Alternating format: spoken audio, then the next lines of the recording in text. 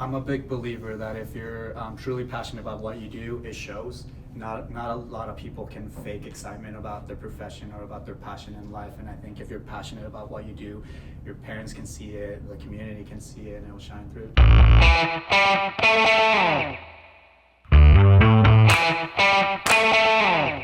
Hey, Dr. Bill here. So without further ado, I'm going to introduce you to my friend Oscar the orthodontist. I'm not going to use all 12 of his last names. We're going to make it short, sweet, and simple and just go Oscar Blanco, okay? Yeah. But he's from Mexico and he's a first-generation immigrant, but not just a first-generation immigrant, a first-generation college graduate, dentist, and orthodontist, all in one.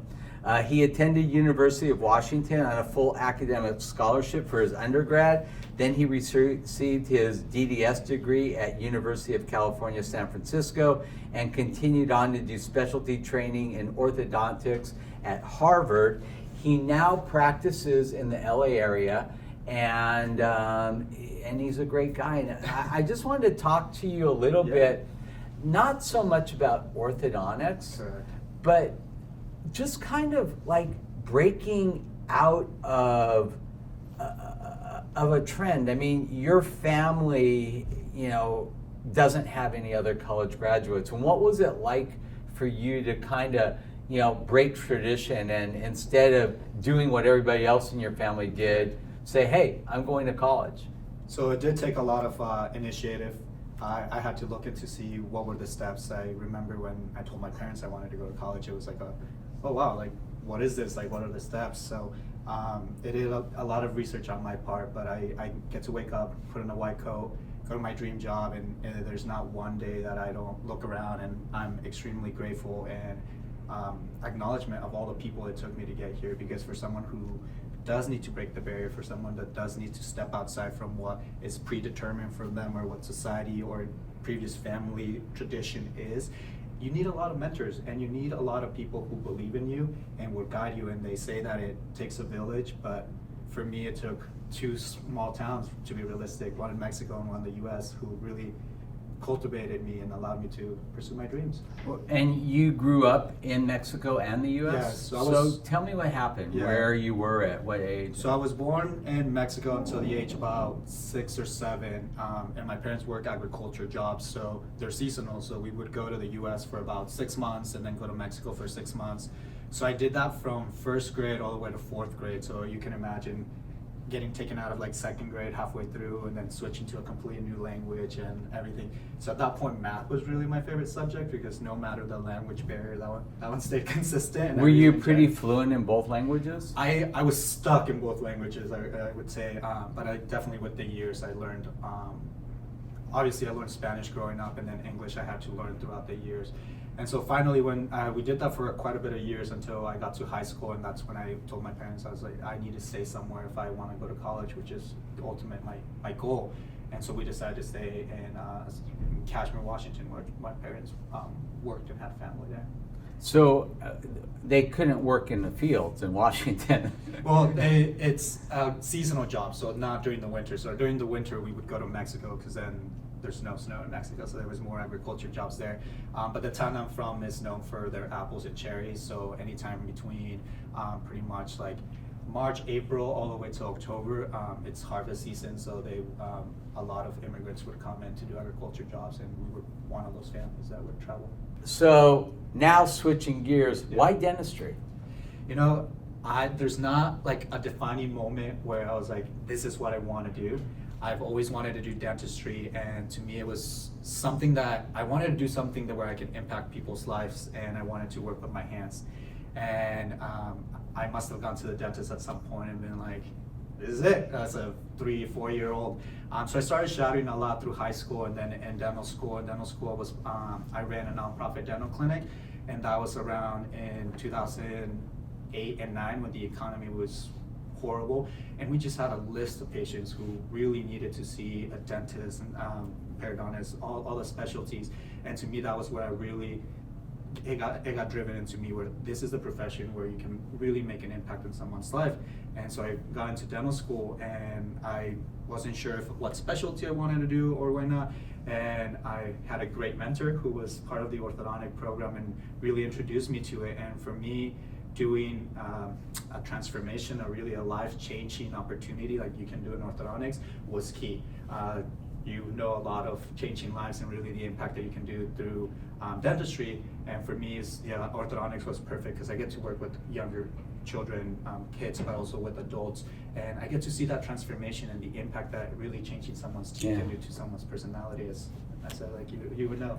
Yeah, I mean, listen, I give you a lot of credit because ortho is so hard because so much of your success is based on a young patient's compliance. It's total teamwork. And when they're not doing that, and then the parents are ticked off because they're not getting the results that they want, and it's not your fault because the kid's not wearing the appliances, it's like, it's a lot of teamwork. Hard. It's a lot of teamwork, and it's definitely hard. You need to really have a good relationship with your patients so that they trust you and you trust them, so that the end result is a result of a great team.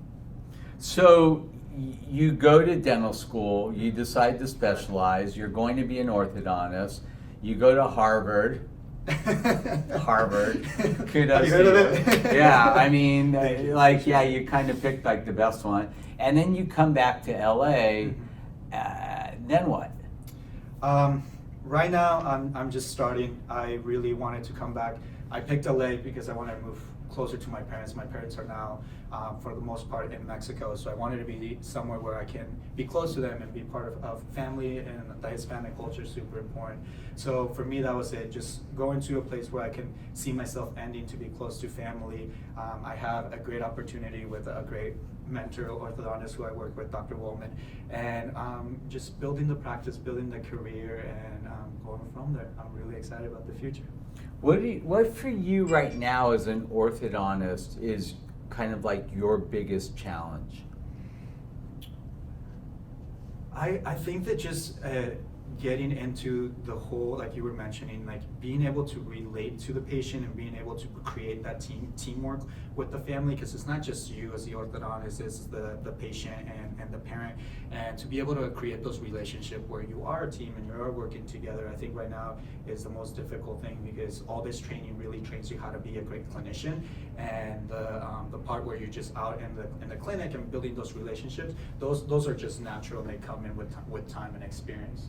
I'll tell you something, and this is something we teach at LEAP, and this is one of the reasons why you're here, is I tell kids to copy genius and find mentors. And the fact that you would like to help us mentor is one thing, but one of the things that I think really got my career off to a great start was finding great mentors in the dental community. Absolutely. And I know you're working with a great orthodontist, but you know, I think if you can, you know, take the time to ask other dentists, like you came and shadowed me, you know, find other successful dentists in town and see what they're doing. Correct. You can use those same things to build your practice. Correct, and I think that principle can apply for anything in life. It's there's a saying that you surround with the people that you admire and you look up to, and I think it's just not just in the dental profession, but as a person as a whole, you want to be surrounded with people who are very motivating, who really inspire you yourself, and who really you look up to and you want to be. So it's like, yes, that's definitely one of the steps that I'm taking right now in the beginning of my career.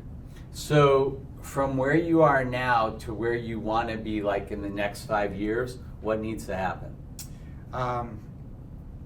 For the longest time, going into graduation and becoming a doctor was the biggest dream. So I do need to sit down and plan the whole lifespan. But in 5 years, I do want to have either partnership or ownership of my own practice. I love working with other dentists and orthodontists, so I'm really excited about the potential of that. And like you said, for me to get from now until then, I think it's a lot of meeting people and getting to know the community and finding what's good for me and what fits my personality, so that in a 5-year span I can be exactly where I need to be. Yeah, that's awesome. Oscar, if you could give like any message to young Hispanic students that are watching this that may be having, you know, the same kind of issues that you had as far as, you know, trying to get their parents to really understand the importance of going to college and the career, what would you tell them in Spanish? nunca dejes de creer en ti mismo. Si tú sabes lo que tú quieres en tu vida y tú te enfocas en eso, todo lo van a ver. Y simplemente por sentar y hablar con tus papás, puedes explicarles claramente qué es tu futuro. Llega con una sonrisa, ten los sueños en alto y si eso haces, nada no puedes hacer, no puedes lograr. I'm a big believer that if you're truly passionate about what you do, it shows. Not a lot of people can fake excitement about their profession or about their passion in life, and I think if you're passionate about what you do, your parents can see it, the community can see it, and it will shine through. That's awesome. And if anybody out there needs an orthodontist, how do they reach Right you? here.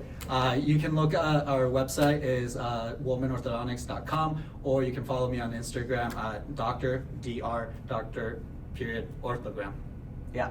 All right, Oscar, thank you so Pleasure. much. Yes. A Mucho pleasure. gusto. Gracias. And gracias, gracias. Thank you.